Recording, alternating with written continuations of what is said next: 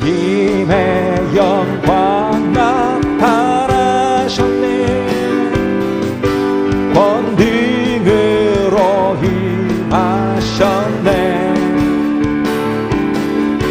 죽음에서 나 살리신 주 성령, 놀라우신 주 하나님.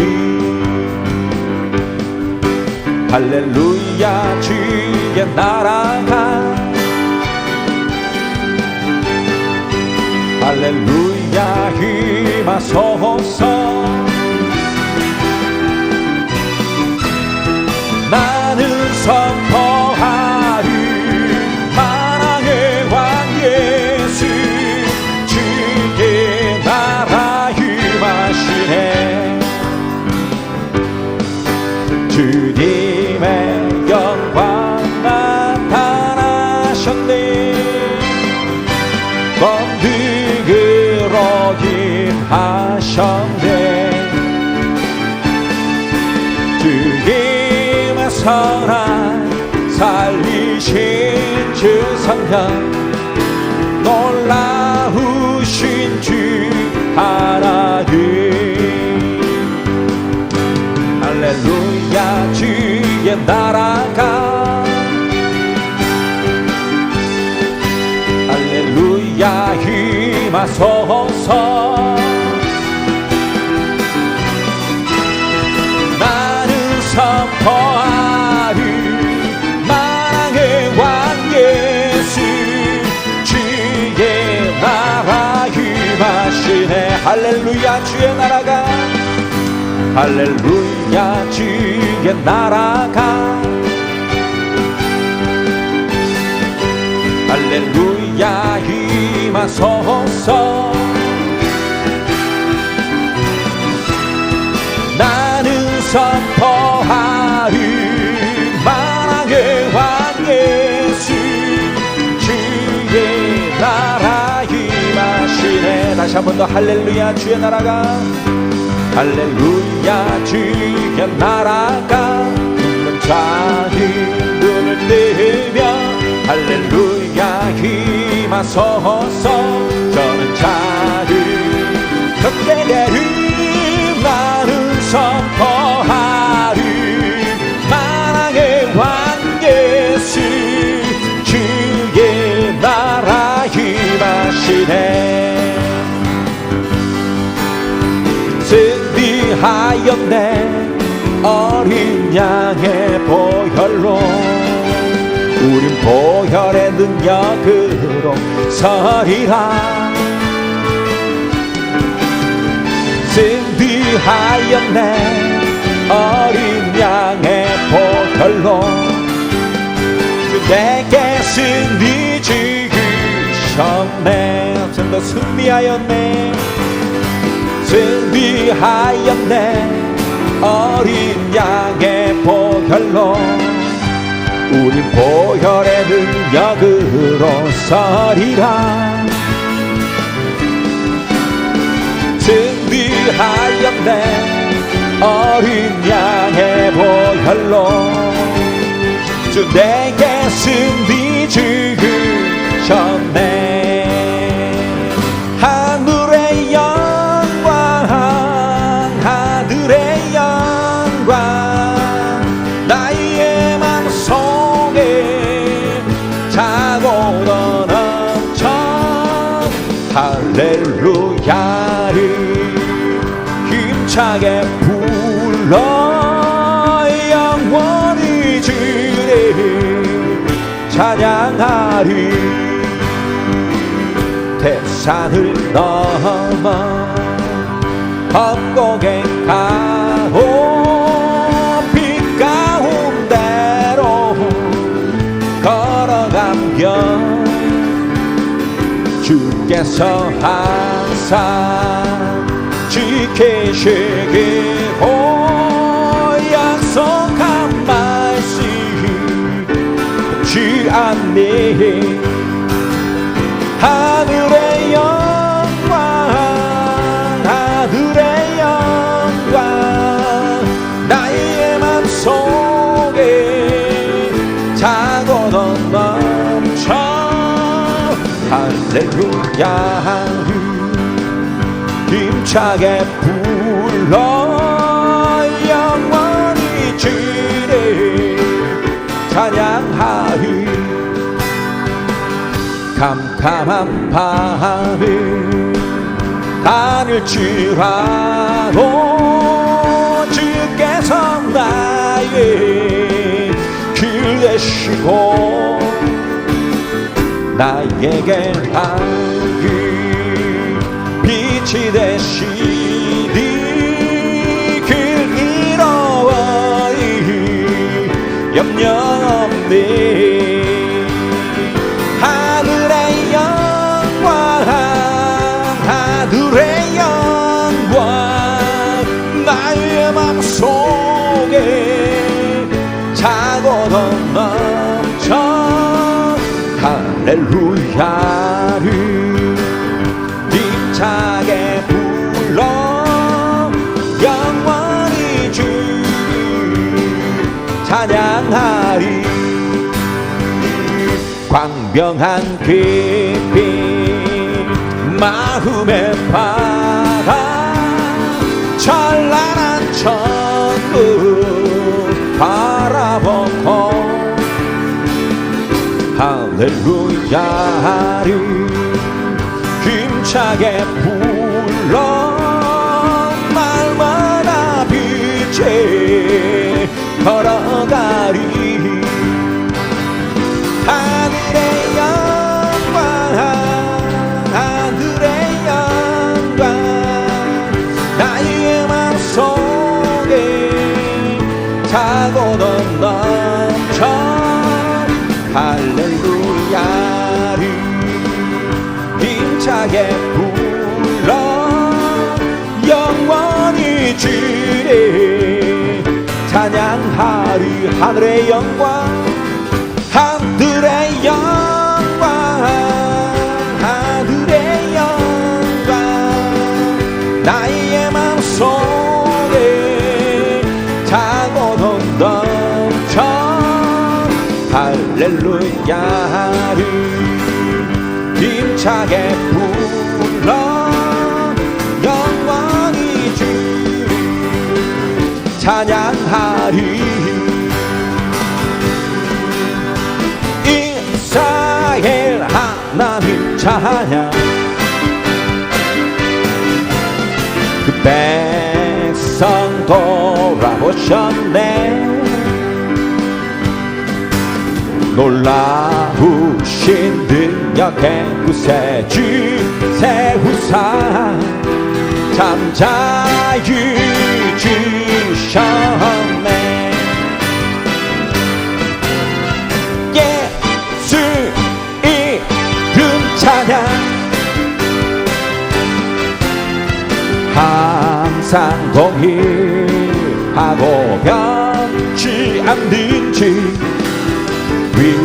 위대하신 하나님의 구원 참 자유 주셨네.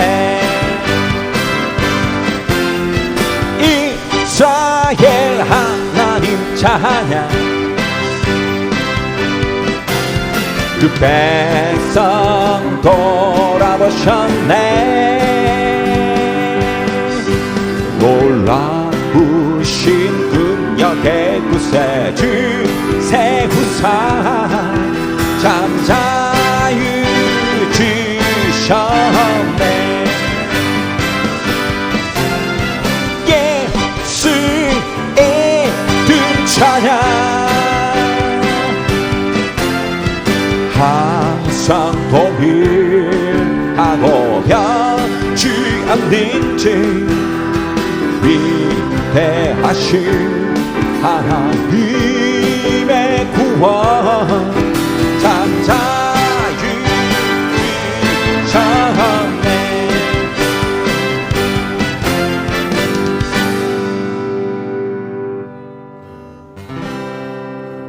모든 상황 속에서 주를 찬양할지라.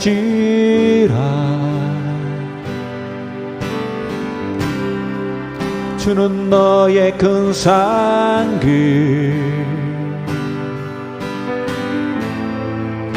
큰 도움이시라.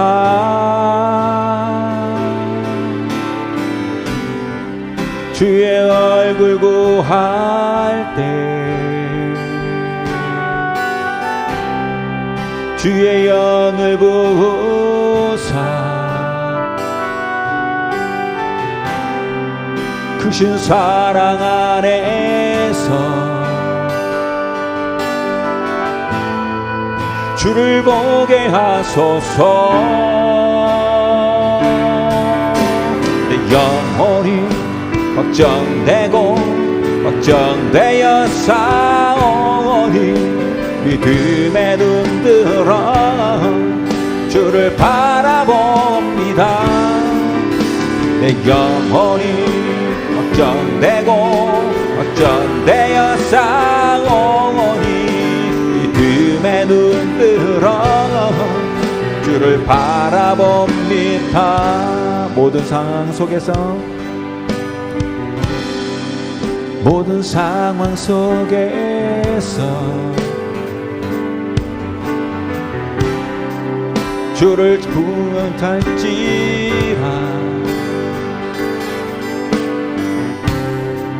주는 너의 큰 상급 큰 도움이시라.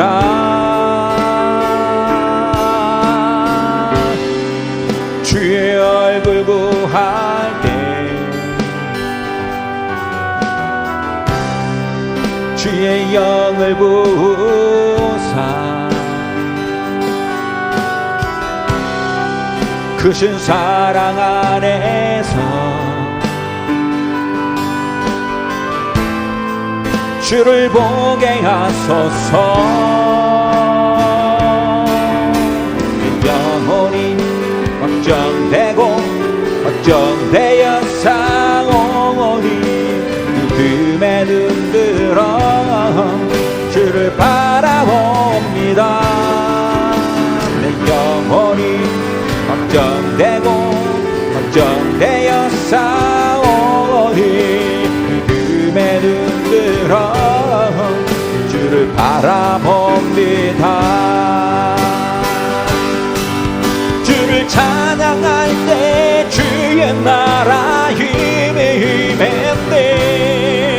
주의 영원한 나라 주 보게 하소서. 내 영혼이 걱정되고 걱정되어 싸우니 믿음에 눈들어 주를 바라봅니다. 내 영혼이 걱정되고 걱정되어 싸우니 믿음에 눈들어 주를 바라봅니다.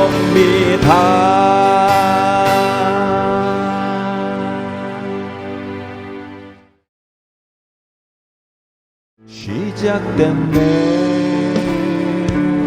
우리 주님의 능력이 나의 삶을 다스리고 새롭게 하네. 자유하네. 저와 사망으로부터 나의 삶은 변하구나. 충만하네. 은혜로다. 주의 은혜 한량없는 주의 은혜 은혜로다. 주의 은혜 변함없는 신실하신 주의 은혜 시작됐네.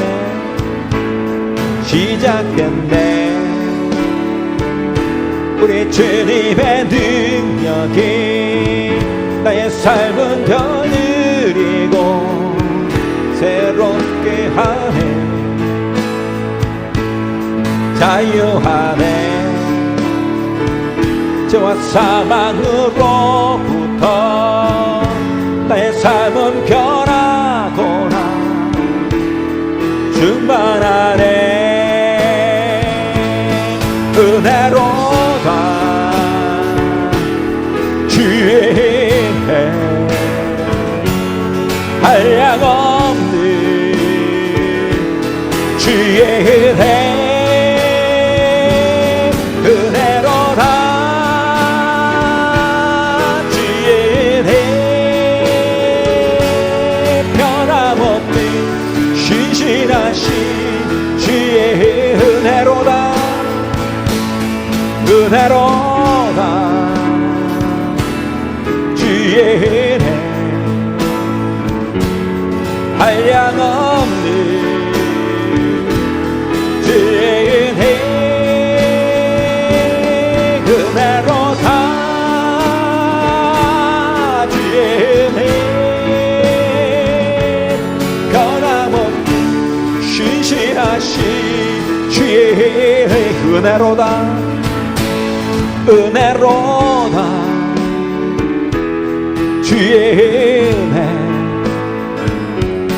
변함없는 주의 은혜 은혜로다.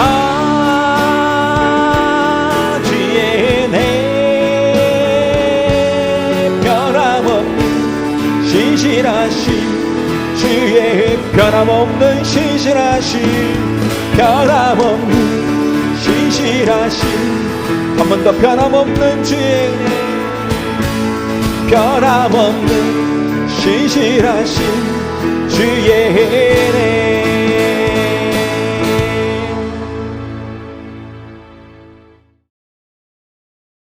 하나님 말씀 사무엘상 22장 1절로 5절까지 말씀입니다.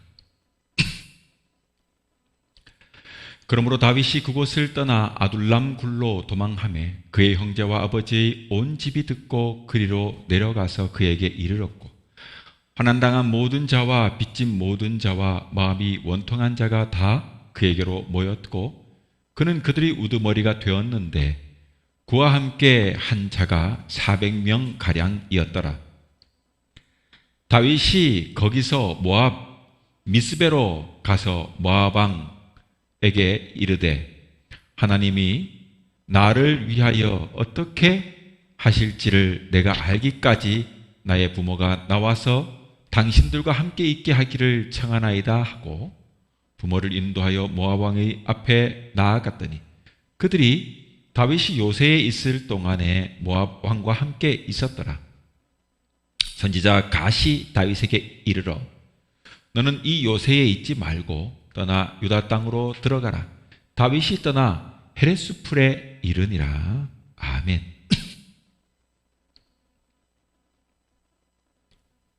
오늘은 사무엘상 22장 1절로 5절 말씀을 통해서 요새를 떠나라는 제목으로 말씀 함께 나눕니다. 말씀에 귀한 은혜가 있기를 바랍니다. 사무엘서 상하권의 내용은 세 사람의 이야기를 담고 있습니다.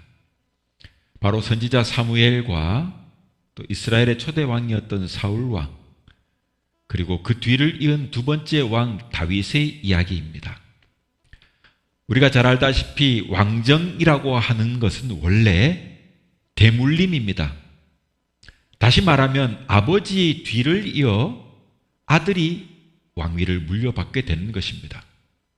그러나 베냐민 지파인 사울 왕은 그 아들이 왕위에 오르지 못하였고 자신에게서 왕조가 끝이 나고 다른 가문인 유다 지파의 사람 다윗이 왕위에 오르게 되었습니다.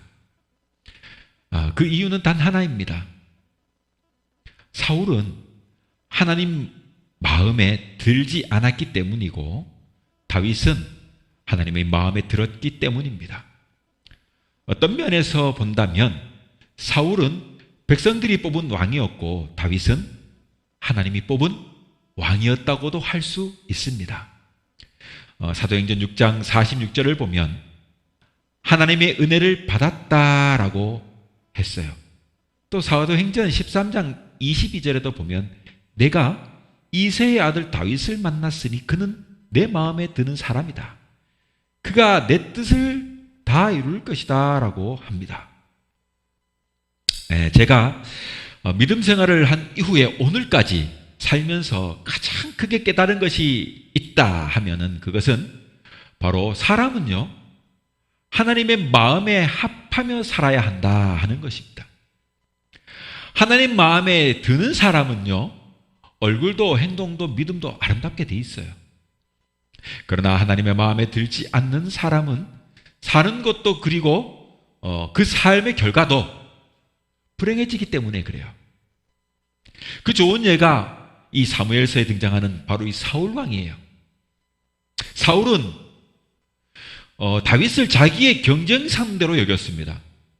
오죽하면 왕이 해야 할 정사는 제쳐두고 다윗을 죽이기 위하여 군대를 동원해가지고 추격전을 전개했겠습니까? 우리가 함께 읽은 이 오늘 본문도 그때 일어난 사건 중에 하나를 다루고 있습니다. 다윗이 사울의 추격을 피해가지고 지금 도피 생활을 하고 있는데 그때 추종자들이 다윗을 따라오는 겁니다. 그래서 추종자들과 함께 지금 아둘람 굴로 도망한 일이 발생한 거예요. 이 아둘람이라고 하는 곳은요 가드와 베들레헴 사이에 위치한 곳으로서 석회암 동굴이에요. 그 근처에는요 이 석회암 동굴들이 참 많아요. 우리도 이번 휴가 때 한번 그 석회암 동굴 한번 들어가 봤는데 이곳은요 천연 요새예요. 안에 뭐 지하다 보니까 물도 이렇게 가끔 지하 물도 있고 이렇게 아주 안에 한참 동안 살아도 일단은 버텨낼 수 있는 그런 공간이에요. 고고학자들은 그곳에 400여 명이 들어갈 수 있는 그런 굴이 있었다고도 합니다. 다윗이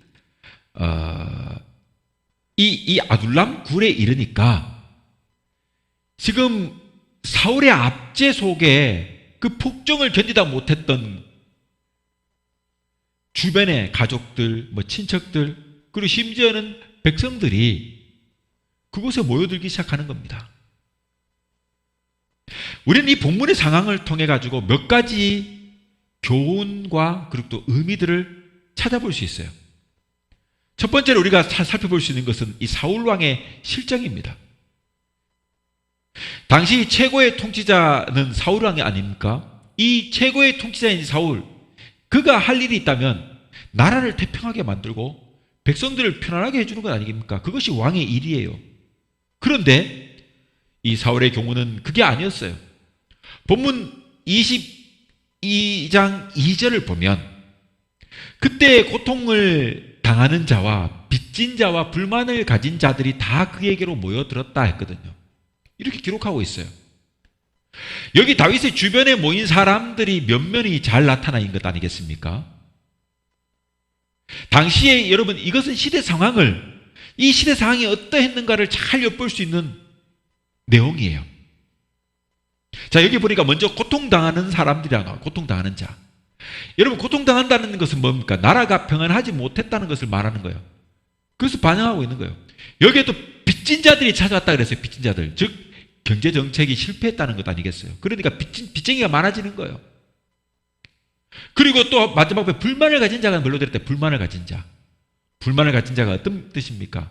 한마디로 말하면 공의가, 정의가 구현되지 못하는 사회였다, 이런 말인 거예요. 이들이 어딘가 여러분, 지금 기댈 곳을 찾아 헤매다가 마침내 지금 다윗에게 모였다는 것을 말하고 있는 거예요. 한마디로 이것은 사울이 정치도 신앙도 백성의 마음도 얻는데 모두 다 실패했다는 말인 것입니다. 여러분, 땅 위를 달리는 이동수단 중 가장 빠른 수단은 단연 기차가 아니겠습니까? 땅 위에 달리는 거. 기차가 여러분 우리 KTX도 300km씩 달리지 않습니까? 이렇게 기차는 땅 위를 달립니다. 그러나 엄밀하게 말한다면 땅 위를 달리는 것이 아니라 사실은 땅 위에 깔려있는 기찻길, 즉 선로 위를 달리는 것 아니겠습니까? 제 아무리 빠르게 달린다고 해도 선로를 벗어나면 달리지 못해요. 아니요, 선로를 벗어나는 순간, 탈선해버리는 순간 엄청난 대형 참사가 일어나는 거예요. 마찬가지예요. 제 아무리 인기 있고 배움이 많고 삶의 화려한 경력을 가진 사람이라도 하나님을 떠나가지고 그 선로를 벗어나 탈선하게 되면 거기서 끝인 것이에요. 그러니 사울의 실패 원인은 오직 하나예요. 바로 하나님을 바라보지 않고 그 선로를 이탈했기 때문에 그래요. 빚진 사람이 많고 억울한 사람이 많고 고통당하는 사람이 많은 것, 이런 나라는요 살기 좋은 나라가 아니지 않습니까? 흔히들 우리가 선진국이라고 하는 말을 하지 않습니까? 이 선진국이라는 것은요 단순히 잘 사는 나라를 말하는 그런 것이 아니에요. 돈 많고 부유하다고 선진국이라고 말하지 않습니다. 이곳에는요 복지나 민주주의 그리고 평등과 경제, 법치 등 다각도로 보고 평가하는 것이 바로 선진국이에요. 앞선 나라다 이런 뜻이 아닙니까? 모든 면에서 진취적이고 앞선 나라, 선진국 아닙니까? 여러분, 우리나라가 선진국에 올랐다는 것은 바로 이러한 다각도의 평가로 세계에서 인정받았다는 그런 말이에요.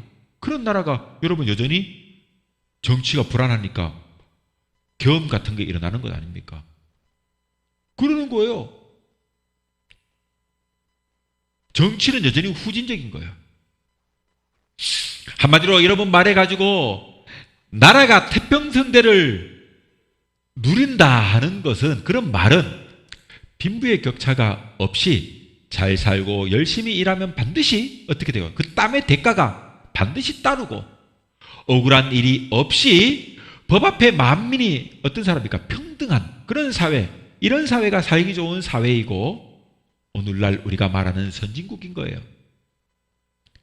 그러나 여러분 사실 우리나라를 자세히 들여다보면 애석하게도 세계의 그런 평가에 비해 가지고 아직 선진국이 되기는 멀고도 먼 것 아닙니까? 한마디로 살기 좋은 나라를 누린다는 것을 여러분 한마디로 말한다면 태평성대다라고 할 수 있는 거예요. 태평성대. 태평성대는 백성의 삶이 풍요하여 모두가 평안하다고 하는 말이 태평성대입니다.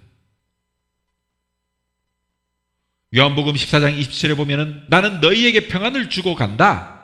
이것은 내가 너희에게 주는 내 평안이야. 내가 주는 평안은 세상이 주는 것과 다르다. 너희는 마음에 근심하지 말고 두려워하지도 말라. 아버지를 믿고 나를 믿으라. 예수님 말씀하셨습니다. 바로 나라가 평안하고 삶이, 사회가 평안하고 가정이 평안하다는 것, 이것은 하나님이 주시는 평안을 받고 누림으로 가능해지는 거예요. 여러분, 그러면 이 땅에는 여러분, 이 땅에는 평화를 원하지만 전쟁의 소문은 날마다 끊이지 않고 평안을 누릴 수 없는 것이 이 땅이에요. 그러나 진정한 평안은 천국에 이룰 것입니다. 그런데 내 주에서 모신 나라, 거기가 하늘나라가 되면 이 땅에서도 비록 전쟁의 소문이 있는 땅에 살지만 내가 평안할 수 있는 거예요. 내 영혼 평안해, 내 영혼 평안해. 노래를 부를 수 있는 겁니다. 자, 두 번째로 생각해 볼 수 있는 것은 다윗이 이 아둘람 굴을 떠나가지고 지금 모압 땅 미스베로 가는 것입니다. 다윗과 그 추종자들이 거처하기에 여러분 아둘람은 너무나 협소했어요. 그래가지고 다윗은요 근거지를 옮기기로 마음 먹습니다. 그런데 사울이 다스리고 있는 이 땅 안에는요 피신처가 없잖아요. 그 어느 곳에 가든지 사울에게 노출될 수밖에 없잖아요. 그래가지고 주변 나라의 모압 땅에 일종의 망명같이 떠난 겁니다. 그런데 여기에 문제가 있어요. 그 문제는 뭐냐면 하나님이 자신이 이러한 어떤 결정 그리고 이렇게 하는 처신하는 이 행동 이것을 어떻게 보시느냐 하는 거예요.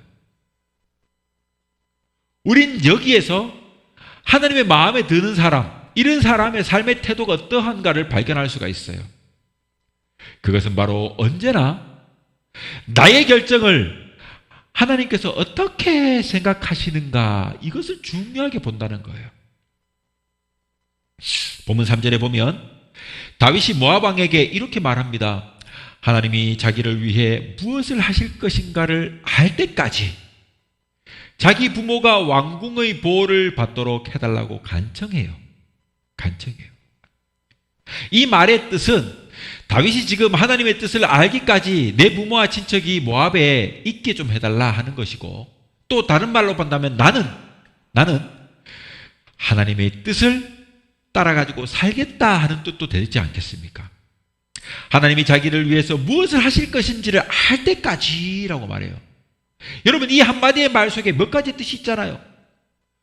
하나는 하나님의 뜻이 높이는 것이고 또 하나는 하나님의 뜻을 따르려는 것이고 또 하나는 하나님의 뜻을 기다리겠다는 것이고 또 하나는 하나님의 뜻을 알고 싶다 하는 것 아니겠습니까? 그 말이 이 안에 다 내포되어 있는 거예요. 하나님이 자기를 위하여 무엇을 하실 것을 알 때까지 이 안에 다 내포된 말인 거예요. 바로 이러한 신앙이 여러분 바른 신앙입니다. 우리의 신앙이 삐뚤어지다 보니까 내 뜻에 하나님을 맞추려고 하는 잘못을 저질러요. 그러나 올바른 믿음이란 어떤 것일까요? 하나님의 뜻에 나를 맞추는 것이 바로 올바른 믿음인 거예요. 내 뜻에 하나님을 끼워 맞추는 게 아니라 하나님의 뜻에 나를 끼워 맞추는 거예요. 자, 세 번째로 본다면 그는 요새 잊지 말고 유다 땅으로 들어가라고 하는 말을 듣게 됩니다. 5절에 보면은 어느 날 예언자 갓이 와요. 이 갓이 와가지고 다윗에게 당신은 이제 요새를 떠나시오. 그리고 유다 땅으로 돌아가십시오. 라고 말해요. 그러니까 다윗은 그곳을 떠나가지고 헤레스의 숲으로 갑니다. 여러분 유다 땅은 위험합니다 지금. 왜냐하면 사울의 감시가 있고 추격이 있어요. 언제 내가 어떻게 변을 당할지 몰라요. 왕은 강력한 군대를 가지고 있습니다.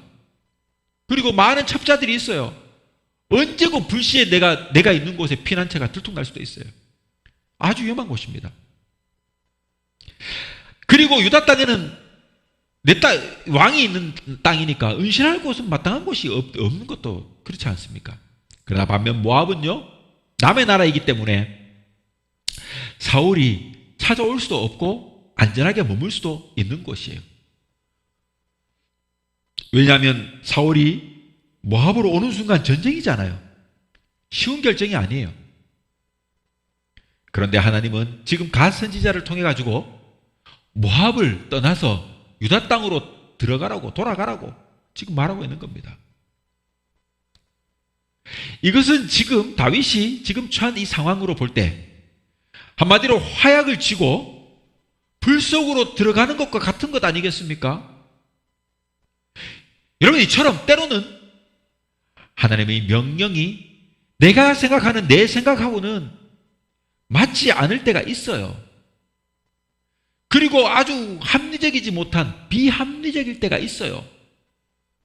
그러나 그때 여러분 모세를 통해 가지고 홍해를 건너라 할 때 얼마나 비합리적입니까? 빠져 죽으란 얘기잖아요. 하나님의 뜻은 항상 그럴 때가 있어요. 그러나 그때 여러분 하나님의 명령을 따르고 순종하는 사람 이런 사람이 바로 믿음의 사람이에요. 그렇게 순종하면 홍해가 갈라지는 거예요. 여러분, 이 다윗의 결정을 보십시오. 다윗은 그곳을 떠나가지고 헤레스 숲으로 갔다고 했습니다.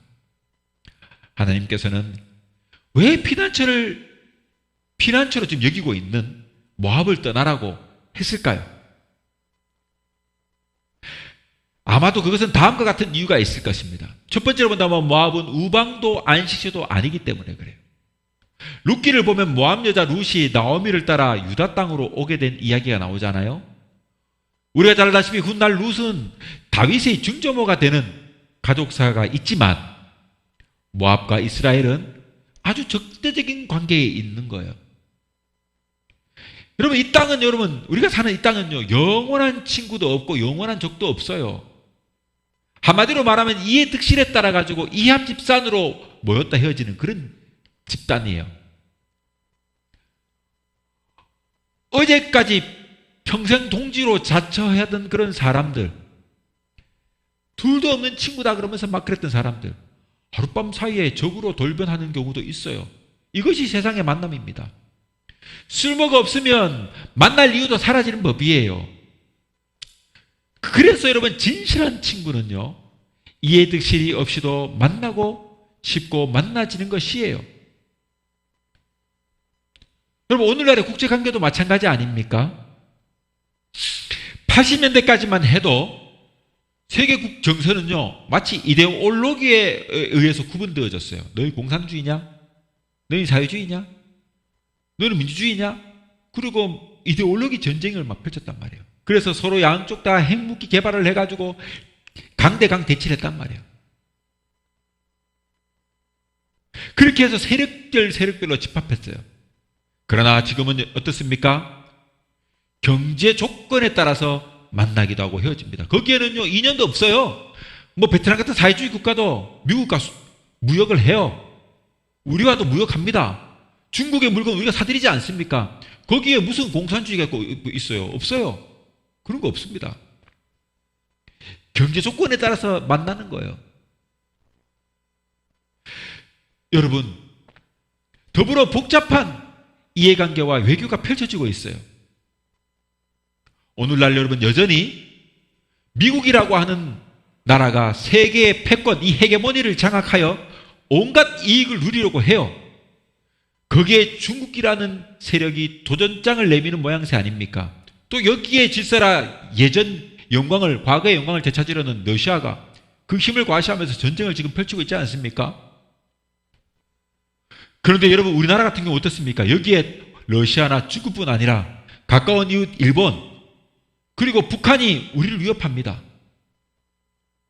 오늘날 이러한 국제 정세처럼 다윗의 시대에도 여러분, 유다와 모압은 결코 우방이 아니에요. 또 두 번째로 보자면 하나님을 의지하라는 것이에요. 하나님의 뜻은 크게 본다면 나라나 민족, 작게는 친척이나 이웃, 심지어 나 자신도 의지하지 말라는 것이에요. 하나님은 광야 시절에 애굽을 그리워하던 그들에게 도울 힘이 없는 애굽을 의지하지 말라라고 선언합니다. 경고했어요. 마찬가지예요. 지금도 다윗 앞에 펼쳐진 그 모압도 너에겐 도울 힘이 못 된다. 우리에게도 마찬가지죠. 오늘날 미국 여러분 보세요. 미국은 한국을 어떻게 보는지 모르겠습니다만은 한국은 미국을 가장 가깝고 오래된 우방으로 믿고 있지 않습니까? 그런데 최근에 보세요. 관세를 가지고 아주 양아치 행동을 하지 않습니까? 물론 세계를 상대로 다 하고 있습니다만은. 이런 것을 보면 미국이 우리를 어떻게 보는지를 잘 알 것도 같아요. 솔직히 말해가지고 여러분, 우방이란 이 지상에 없는 것이에요. 없는 것이요. 6.25 때 참전해가지고 우리를 도와줬다는 것 다 필요해서 그런 거예요. 필요해서. 우리 모두 이 자기의 이해득실, 마찬가지요.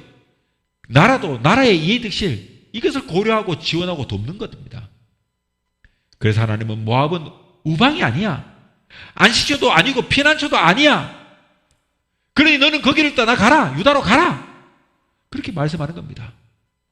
여러분, 여기에는 그 결과가 중요합니다. 하나님은 다윗과 그 가족을 철통같이 지켜주시고 보호해 주셨습니다. 그렇게 떠나니까, 그리고 마침내 다윗을 왕으로 세워주셨던 것입니다. 다윗이 떠나지 않고 모압 땅에 계속 있었으면 그렇게 되지 않았을 거예요. 그러나 다윗은 믿음으로 믿고 모압 땅을 떠나서 그 험난한 유다 땅으로 돌아가니까 하나님은 그의 가족과 그를 철통같이 지켜주시고 보호해 주셨어요. 그리고 마침내 다윗을 왕으로 세워주셨던 것입니다. 다윗의 이러한 하나님에 대한 경험의 고백을 우리는 시편에서 찾아볼 수 있습니다.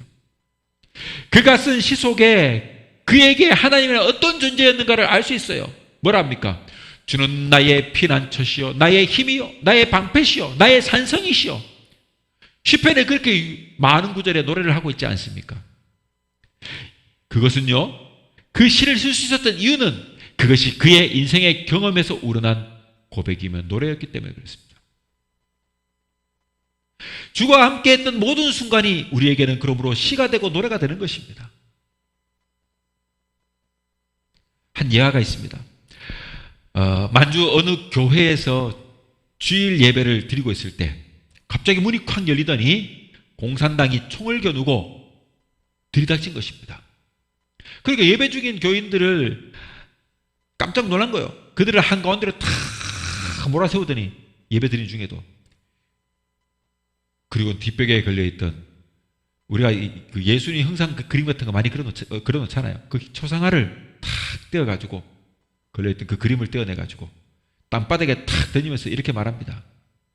너희 중에 살고 싶은 놈이 있다면 이 그림을 침으로 탁 뱉고 발로 밟고 지나가라.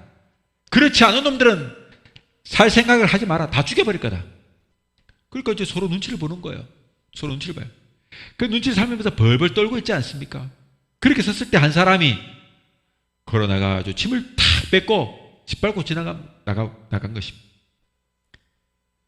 그 일이 벌어지니까 그 다음부터 한 명, 두 명 뒤를 따라서 침을 탁 뱉고는 그걸 짓밟고 지나가서 밖에 나가는 거예요. 그런데 여러분, 마지막까지 자리를 지키고 있던 한 청년이 있었는데, 그 청년은 그 교회 전도사였어요.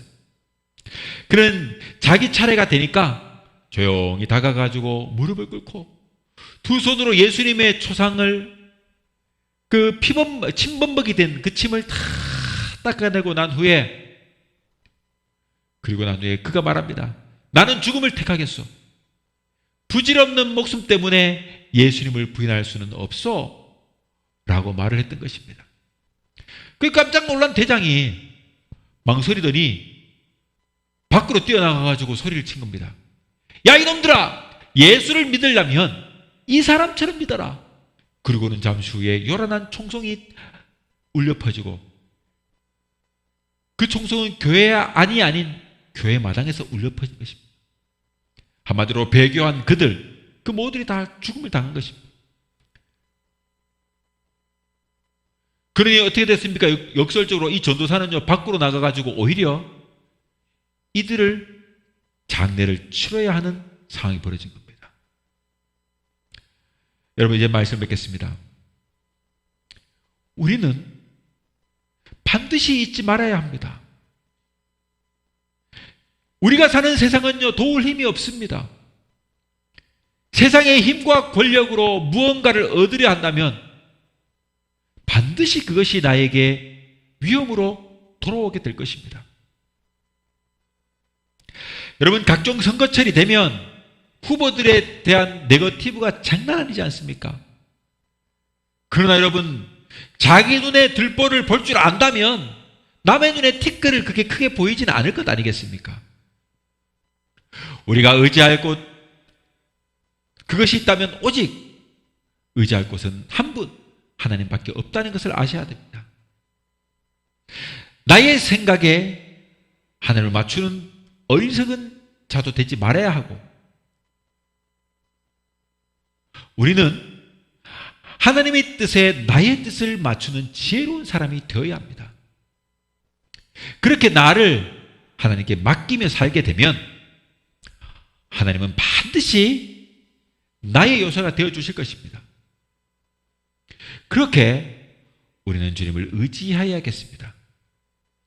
나의 힘이요, 나의 방패시요, 나의 산성이시요, 나의 피난처이신 살아계신 우리 주님을 날마다 찬양하며 승리하는 저와 여러분이 될 수 있기를 주님의 이름으로 축원합니다.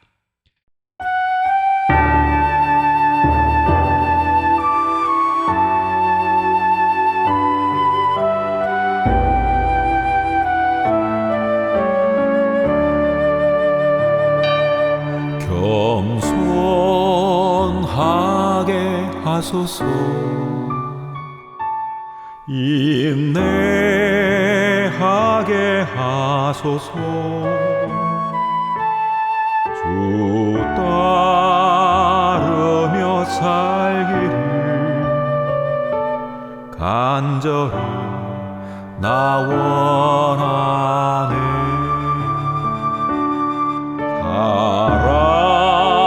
사랑하게 하소서. 주께서는 날까지 은혜로만 살기를 간절히 나 원하네. 오직 믿음에 굳게 서서 선한 싸움 싸우고 주 발자취 따라서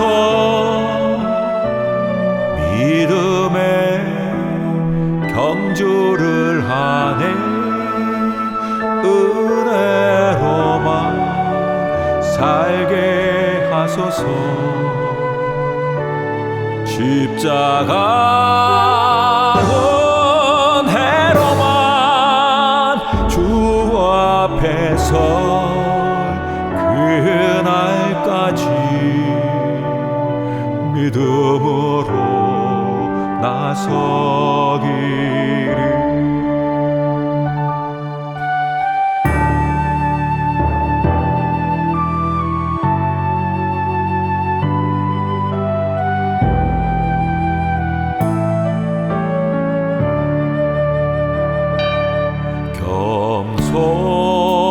겸손하게 하소서. 인내하게 하소서. 주 따르며 살기를 간절히 나 원하네.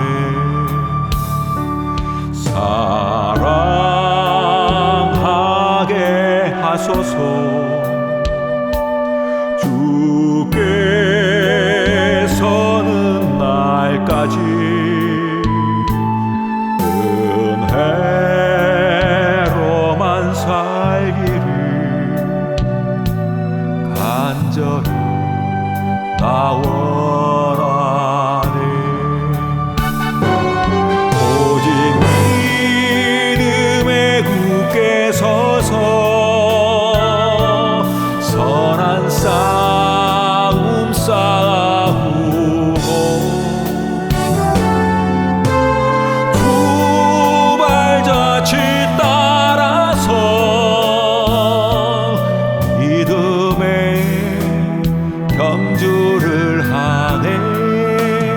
은혜로만 살게 하소서.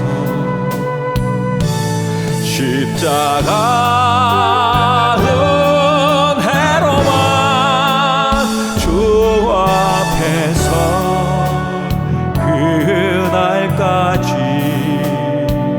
믿음으로 나서기를.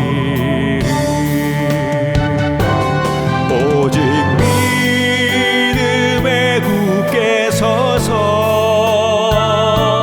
선한 싸움 싸우고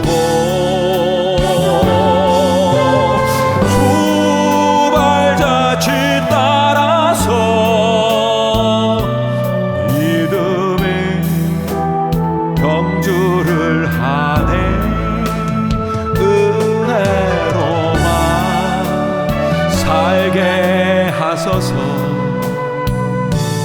십자가